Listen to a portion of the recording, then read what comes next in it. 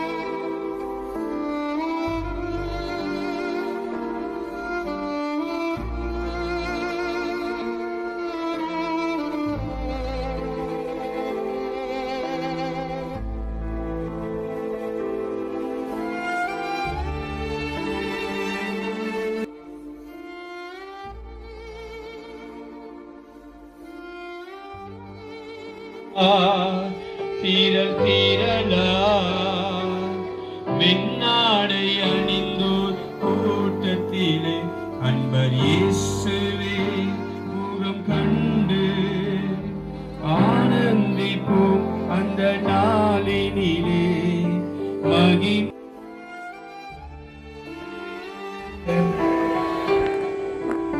என் மேற்பருயிரோடுண்டு என்னதான் ஆனால் என்ன என் மேற்பருயிரோடுண்டு தொடர்ந்து பயணம் செய்வேன் என் துணையாளர் முன் செல்கிறார் தொடர்ந்து பயணம் செய்வேன். விருந்து வீட்டிற்கு போவதை பார்க்கிறோம், துக்க வீட்டிற்கு போவது நலம் என்று சொல்லியிருக்கிறீரப்போ. இந்த துக்கம் இந்த குடும்பத்திற்கு மாத்திரமல்ல, எங்களுக்கும் அதில் பங்கு கொண்டு தகர்க்கணும். உங்கள் இருதயம் கலங்காதிருப்பதாக என்று சொன்ன தேவன் இந்த அற்புதமான இரவு நேரத்தில் வந்திருக்கிற ஒவ்வொரு தன் மனைவிக்கு, பெற்றெடுத்த மகனுக்கு, உற்றார் உறவினர்களுக்கு, தேவன் கொடுத்த அருமையான அந்த ஊழியத்தில் திருச்சபை மக்களுக்கு ஆண்டவர் எல்லாவற்றிலும் முன்மாதிரியாய் வாழ்ந்த அந்த வாழ்வை நினைத்து நாங்கள் மனதார நன்றி சொல்லுகிறோம். ஆண்டவரே, நீ கிருபையும் இரக்கமுள்ள தேவன். ஆண்டவரே, நீதிமான்களுடைய பிரயாசத்தை நீ ஜீவனை கட்டளிடுகிற தேவன். தொடர்ந்து அருமையான அந்த நாளிலும் ஆண்டவரே எங்களோடு பல நாட்கள் பேசின காலங்கள் அன்பு நிறைந்த இருதயத்தை வைத்து இந்த பூமியில நிற்க செய்த வாழ்நாளை நினைத்து நாங்கள் நன்றி சொல்லுகிறோம். தகப்பனே, அருமையான தாயார் தன் கணவனை இழந்து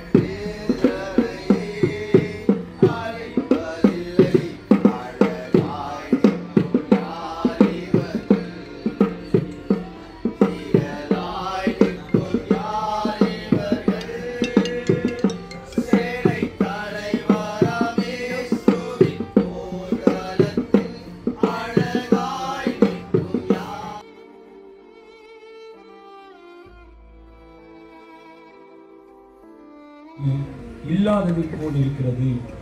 எந்த மனுஷனும் மாயையே என்பது நிச்சயம். வேஷமாகவே மனிதன் திரிகிறான், விருதாவாகவே சஞ்சலப்படுகிறான். ஆஸ்தியை சேர்க்கிறான், யார் அதை வாரிக்கொள்வான் என்று அறியான். இப்போதும் ஆண்டவரே, நான் எதற்கு எதிர்பார்த்திருக்கிறேன்? நீரே என் நம்பிக்கை. என் மீறுதல்கள் எல்லாவற்றிலும் இருந்து என்னை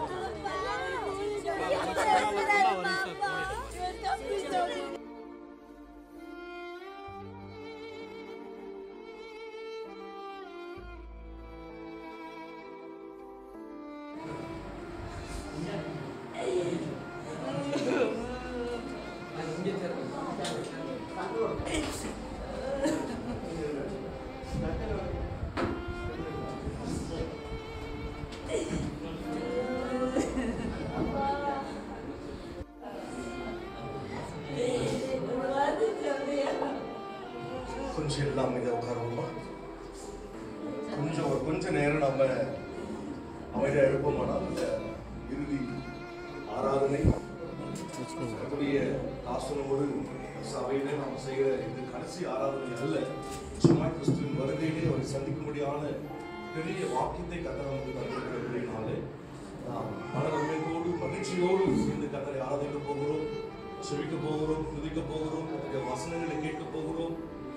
இது நம்ம ஐயாவுக்கு செய்ய போகிற கடைசி கணத்துக்குரிய ஒரு ஆராதனை இருக்கிறபடினாலே நம்ம எல்லாரும் கொஞ்சம் அமைதி காத்து பொறுமையாக இருப்போம் என்று சொன்னால் கர்த்தருடைய ஆவியானவர் நம்மோடு பேசுவதை நாம் கேட்க முடியும்.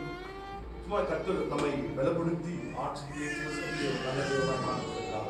இல்லை அப்படி கொஞ்ச நேரம் கர்த்தரை மூடி நாம் செல்வாண்ட சமூகத்தில் கர்த்தர் தாமையை தொடர்ந்து இந்த இறுதி ஆராதனை கர்த்தர் அங்கீகரிக்கும்படியாய் ஆஸ்வதிக்கும்படியாய்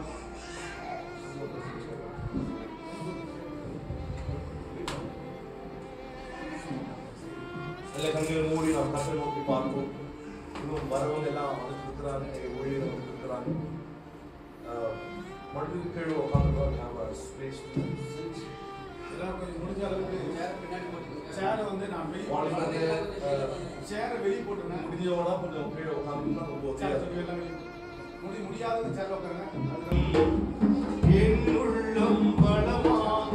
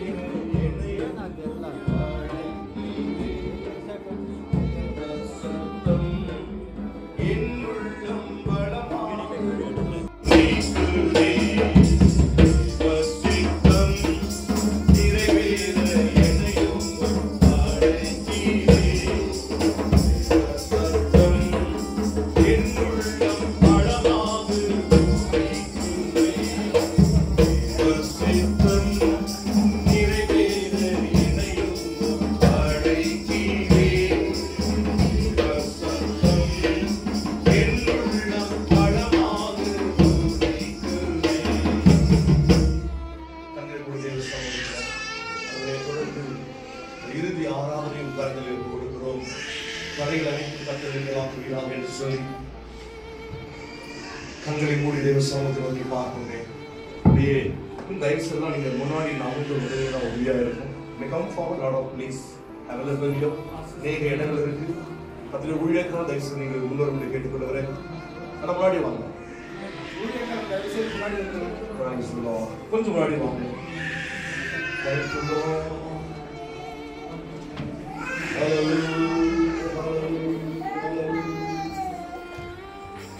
கண்ணுடைய சூழ்நிலைக்கு பார்ப்போம். அவருடைய உங்களுடைய கரம் கூட இருக்கட்டும், ஒரு தயவு கூட இருக்கட்டும், ஒரு இரக்கம் கூட இருக்கட்டும், ஒரு சமாதானம் எங்களை ஆளுகை செய்யட்டும். அழைத்தவர் நீ உண்மை உள்ள தேவன் ஆண்டவரே, நடத்துவதற்கு நீ போதுமானவராய் காணப்படுகிறேன்.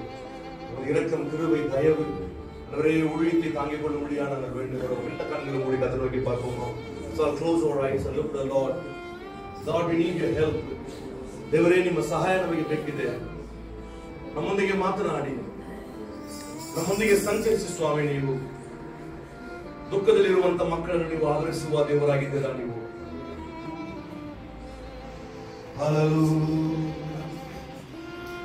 ஊழியத்தை கர்த்தர் நடத்துவார். கர்த்தருடைய கரம் நடத்தி செல்லும். கர்த்தருடைய பிரசனம் நடத்தி செல்லும். கர்த்தரை வழிநடத்துவராய் காணப்படுகிறார். வார்த்தையினாலும் வாக்குத்தத்தத்தினாலும் கர்த்தர் பார்த்து சொல்லும், ஆண்டவரே உடைய கரம் கூட இருக்கட்டும் ஆண்டவரே, உடைய கரம் கூட இருக்கட்டும் ஆண்டவரே, உடைய பிரசனம் கூட செல்லட்டும் ஆண்டவரே. அழைத்ததே உண்மை உள்ளவர், முடிவு வரை நடத்துவதற்கு நீ போதும் ஆயந்தவாய் காணப்படுகிறார். அழைத்த ஒரு உண்மை உள்ளவர், அழைத்த உண்மை உள்ளவர்.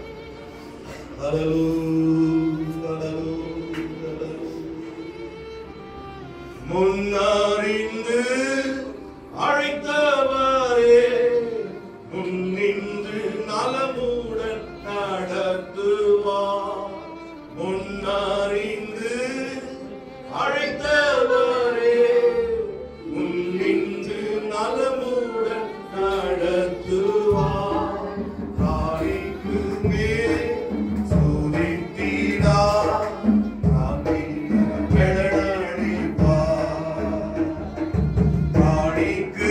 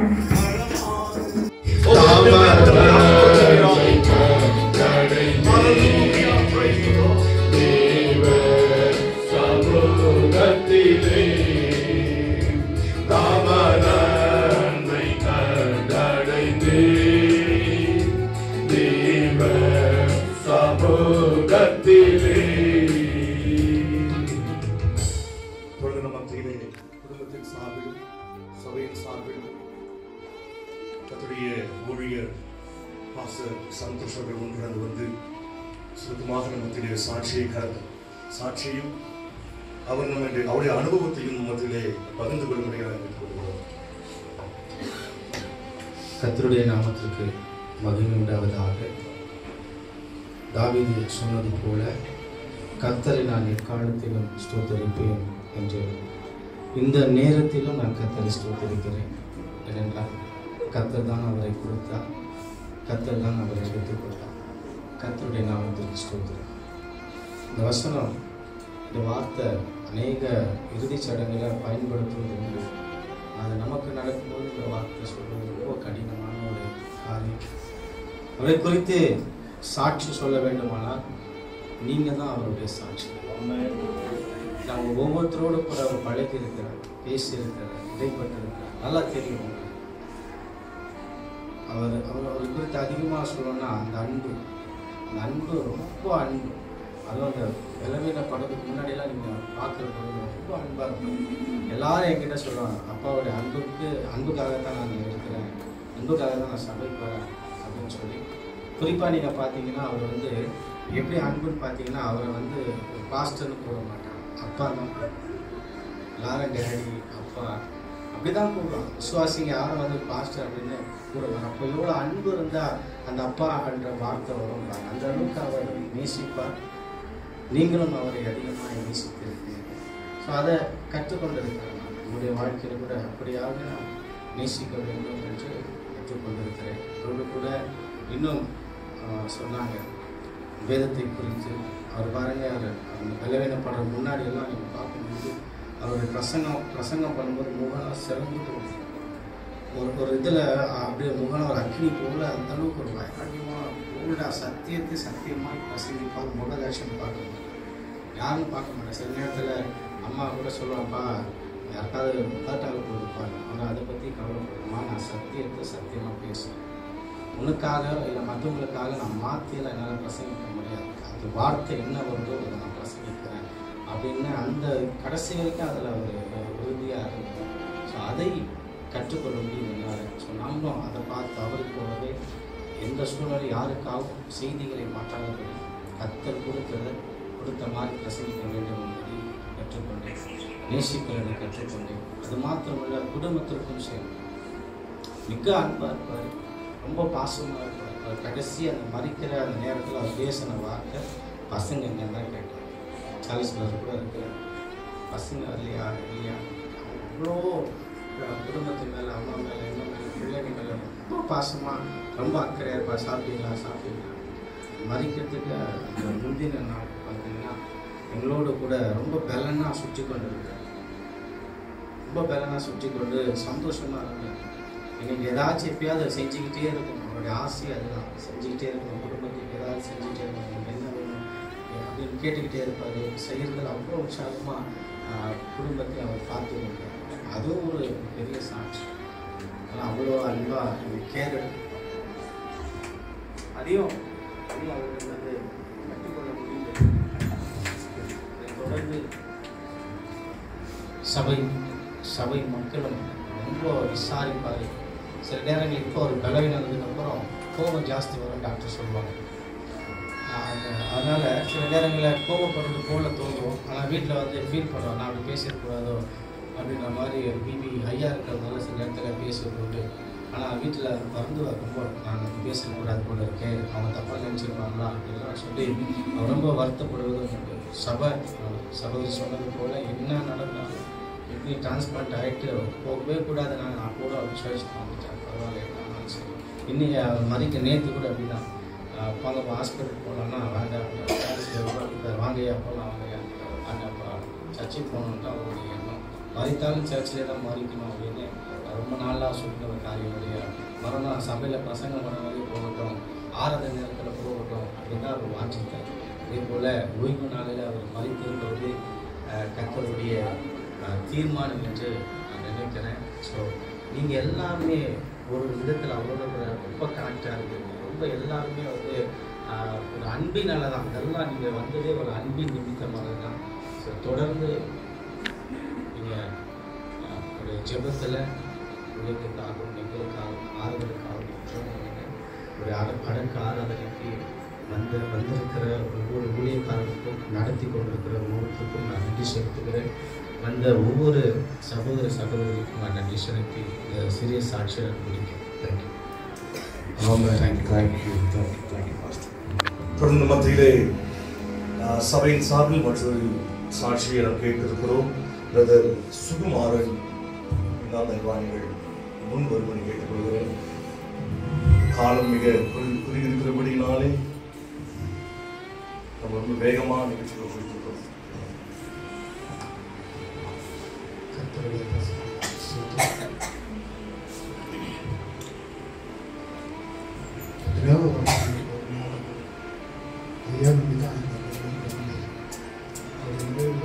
சபையில் தான் இருக்கேன்.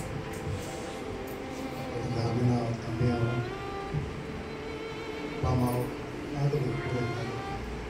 சாட்சி சொல்லலாம் எவ்வளோ இருக்கு மாறாத ஒரு உண்மையான நேற்று பெரியவர்களில் தமிழ்நாட்டில் லேட்டாக தான் தெரிஞ்சு வந்து பார்க்கும்போது ரொம்ப பெருசாக அது ஊழியத்தான் நினச்சேன்.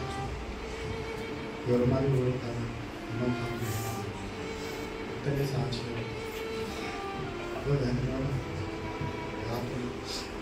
அவரோடு அவர் போல நம்மெல்லாம் அந்த ஊழியத்தில் அவர் செய்ய ஒரு வழியில் அவர் சொன்ன வார்த்தைகள் நம்ம அதே பின்பற்றி சரியாக ஒற்றுமையாக இருந்து அவருடைய வழியில் அதுதான்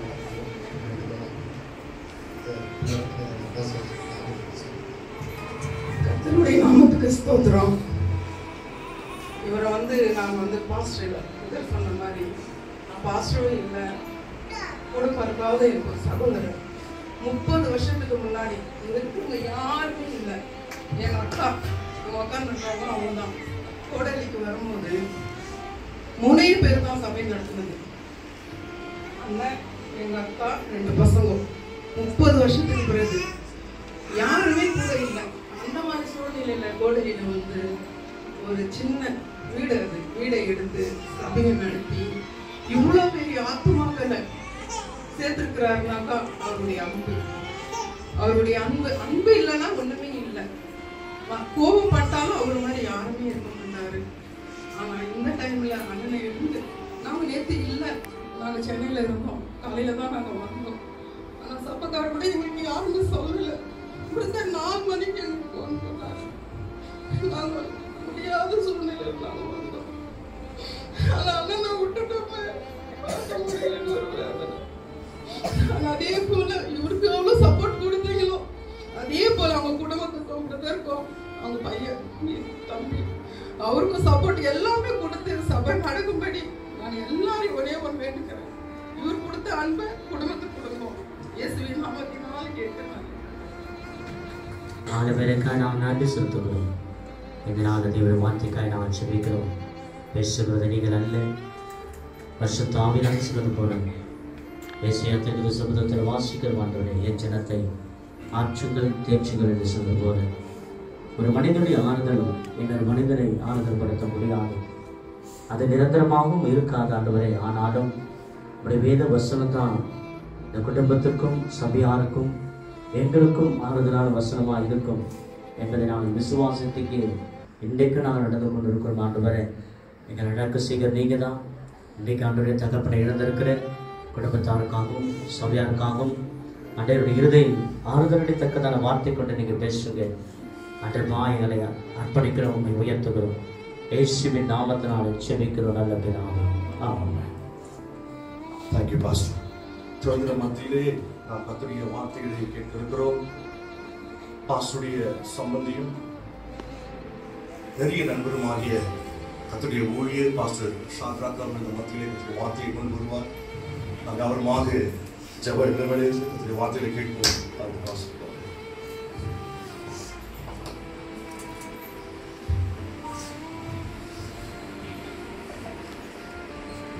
சகல ஆறுதலின் இவனாகிய கர்த்தர் ஊழியருடைய குடும்பத்தாரையும் சபையாரையும் வந்திருக்கிற உறவினர் யாவரையும் ஆறுதல்படுத்துவாராக. நாளிலே இந்த பரிசுத்தவானை இன்னும் கொஞ்ச நேரத்தில் ஒருவேளை உங்கள் மனதில் எப்படிப்பட்ட ஒரு எண்ணெய் இருக்கும் என்றால் அதை எடுத்து போட்டுருங்க. பதிக்க போறதில்லை, விதைக்க போகிறோம். அல்லேலூயா. விதைக்க போகிறோம்.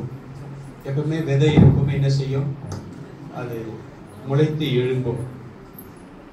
தானியேல் எழுதின தீர்க்கதரிசன புஸ்தகம் 12வது அதிகாரம் 3வது வசனத்தை நான் உங்களுக்காக வாசிக்கிறேன். நானே வாசிக்கிறேன்.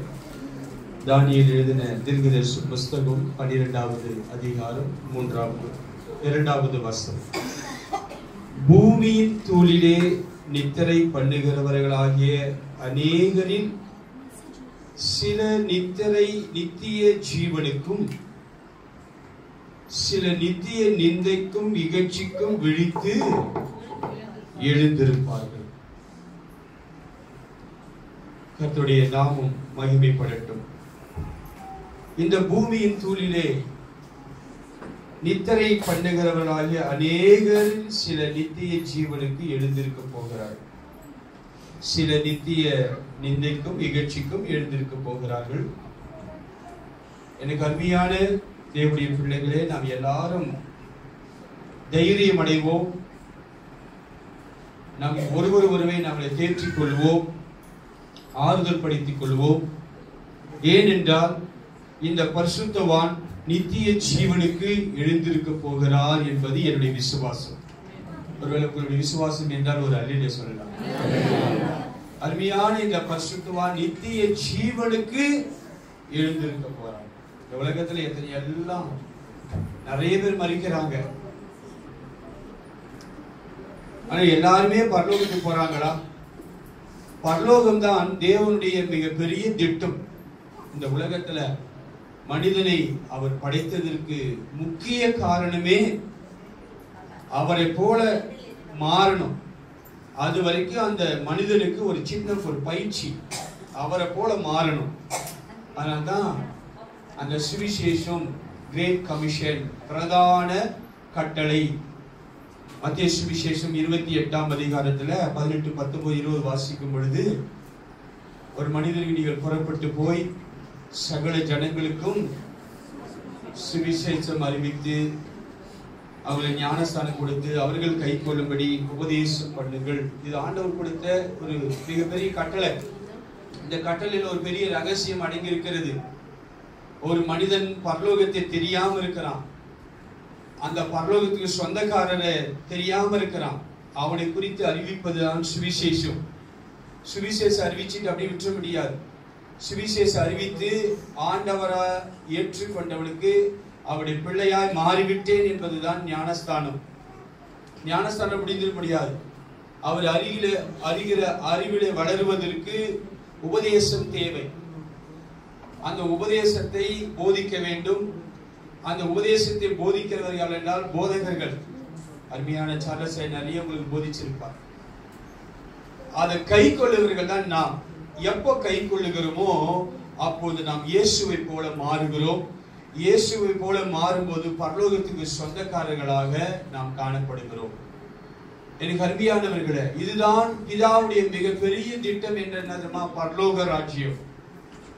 இந்த உலகத்துல மனிதருக்கு எதுக்காக சுவிசேஷம் அறிவிக்கிறாங்க, எதுக்காக ஞானஸ்தானம் கொடுக்குறாங்க, எதுக்காக உபதேசம் பண்றாங்க, அந்த உபதேசத்தை அவன் கை கொண்டு எதுக்காக நடக்கணும்? அப்படி நடக்கும்போது இயேசுவை போல மாறுகிறார்கள். அந்த இயேசுவை போல மாறும் பொழுது அவர்களுக்கு நித்திய ராஜ்யத்துக்கு உட்பட பிரவேசம் உண்டாயிருக்கிறது என்று சொல்லி பேதுரு புஸ்தகத்திலே நாம் வாசிக்கிறோம். இவரை போல நாமளும் கிறிஸ்துவுக்குள் மரித்து நாம் நித்திய ஜீவனுக்கு எழுந்திருப்பது நிச்சயம். என்ன 3 அனுபவம்? சங்கீதம் 32 முதல் வசனம் சொல்லுகிறது, எவனுடைய மீறுதல்கள் மன்னிக்கப்பட்டதோ, எவனுடைய பாவம் மூடப்பட்டதோ அவன் பாக்கியவான். இததான் கிறிஸ்துவுக்குள்ளே மரித்தவர்கள் பாக்கியவான்கள் என்று சொல்லப்பட்டிருக்கிறது. அப்துல் கலாம் ஒரு வார்த்தையை சொன்னார், ஏழையா பிறக்கலாம் ஆனா ஏழையா சாகக்கூடாது. ஏன்னா அப்துல் கலாம் ஏழையா தான் பிறந்தார், ஆனா ஏழையா அவர் சாகல.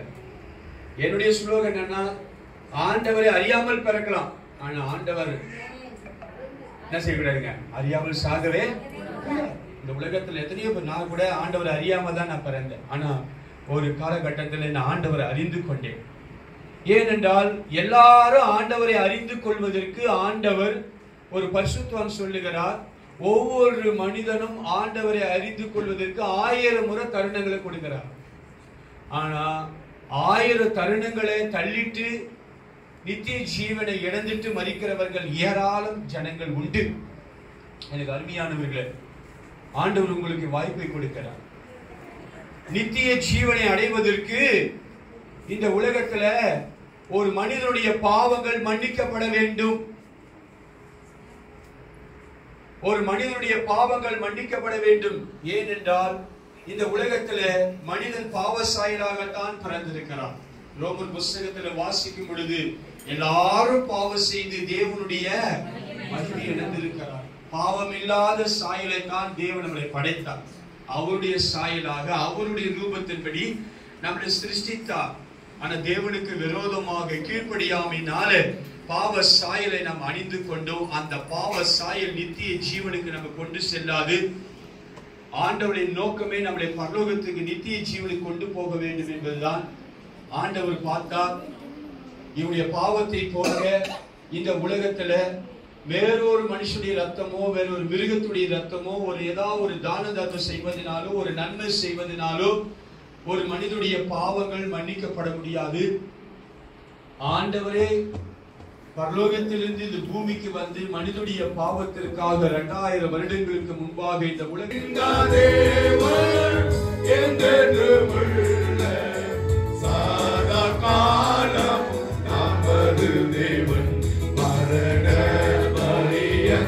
நம்மை நடத்திடுவார். தேவனுள் அடைக்கலமே அவர் நித்திய குயங்களும் ஆதாரமே.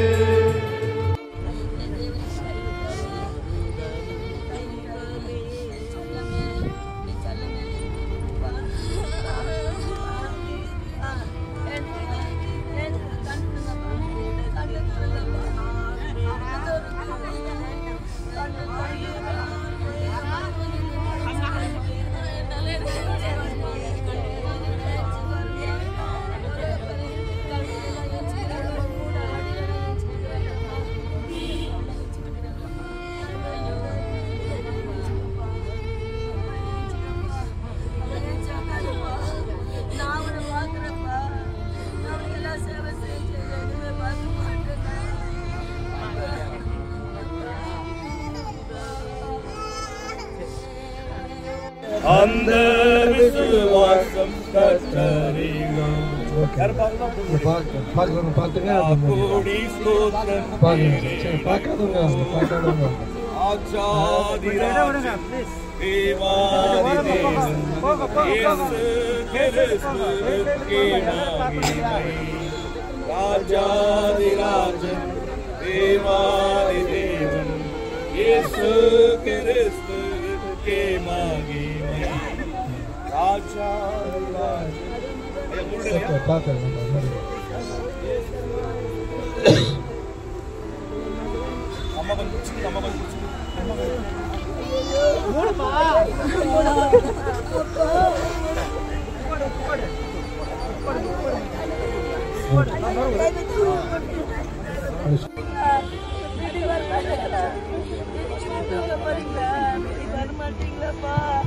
ஐயோ ஆண்டவரே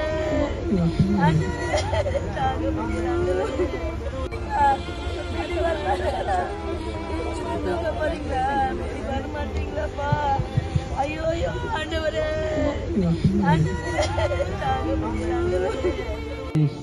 நாமதே துதித்து பாடிட பாத்திரமே துங்கவனேசுவின் நாமதே துதிகளின் வார்த்தையில் வாசம் செய்யும் தூயனே அமை ஸ்தோத்தரிப்போமே அற்புதமே அவன் நடத்துதலே ஆனந்தமே பரமானந்தமே நன்றியால் உள்ளமே மிக பொங்கிடுதே நாம் அல்லேலூயா துதி சாத்திடுவோம் நன்றியால் உள்ளமே மிக பொங்கிடுதே நாம் அல்லேலூயா துதி சாத்திடுவோம் கடந்த நாட்களில் கண்மணி போல் கருத்துடன் நம்மை காத்தாரே கடந்த நாட்களில் கண்மணி போல் கருத்துடன் நம்மை காத்தாரே கர்த்தரையே நம்பி ஜீவித்திட கிருபையும் ஈந்ததால் ஸ்தோத்தரிப்போமே அற்புதமே அவர் நடத்துதலே ஆனந்தமே பரமானந்தமே நன்றியால் உள்ளமே மிக பொங்கிடு வரமாட்டீங்களாப்பா ஐயோ ஆண்டவரே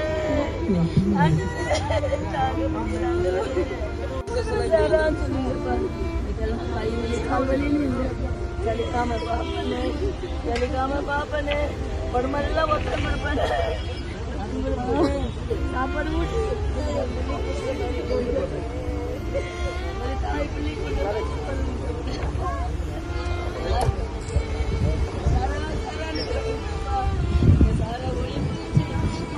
நமக்கு செய்துள்ள உபகாரங்களுக்காக கத்திடுவதற்கும் ஆண்டவரை விட்டு போனதான ஆண்டவருடைய ஊழியக்காரர் உடைய சமூகத்தில் இருக்கிறார் என்பதை நாங்கள் அறிந்து ஆண்டவர்களை உடைய பாதத்தில் நாங்கள் ஒப்புக்கொடுங்க தாவே நீதாமே அவர்களை அந்த குடும்பத்துக்கு வேண்டியதான மன நிம்மதியை தரும்படியா பார்த்து தாவே ஆண்டவர்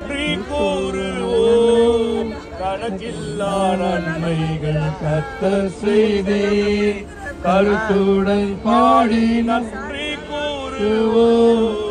அல்லேலூயா அல்லேலூயா அற்புதமான சுஸ்திகாரே அந்த விசுவாசம் கற்றறிந்தோ அந்த விசுவாசம் கற்றறிந்தோ.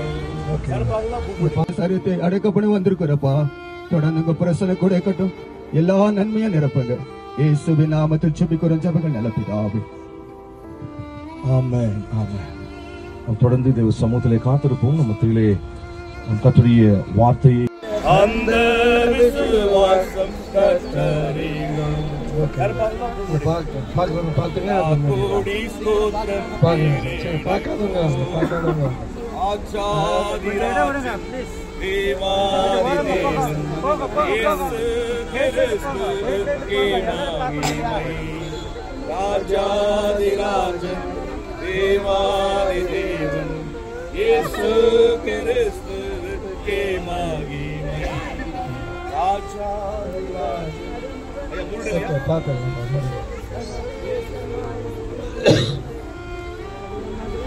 அம்மா வந்து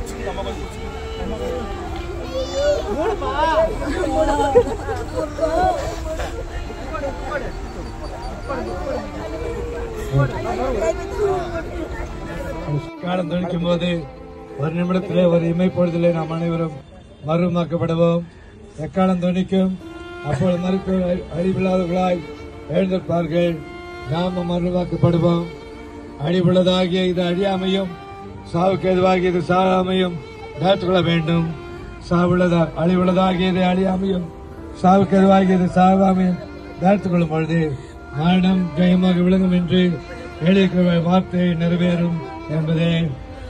இப்பொழுதும் நம்மை விட்டு பிரிந்திருக்கான்னு சொன்னானே போதகர் சார்ல்ஸ் அவர்களுடைய சரீரத்தை இந்த மண்ணிலே நாம் விதைக்கப் போகின்றோம். பரிசுத்த ஆவியானுடைய ஐக்கிய சமாதானம் நம் அனைவரோடும், விசேஷமாக பாஸ்டர் சார்ல்ஸ் விட்டு சென்றான குடும்பத்தோடும் இடபந்துக்களோடும் என்று சதா காலங்களிலும் நீடித்து நிலைத்திருப்பதாக. ஆமென்.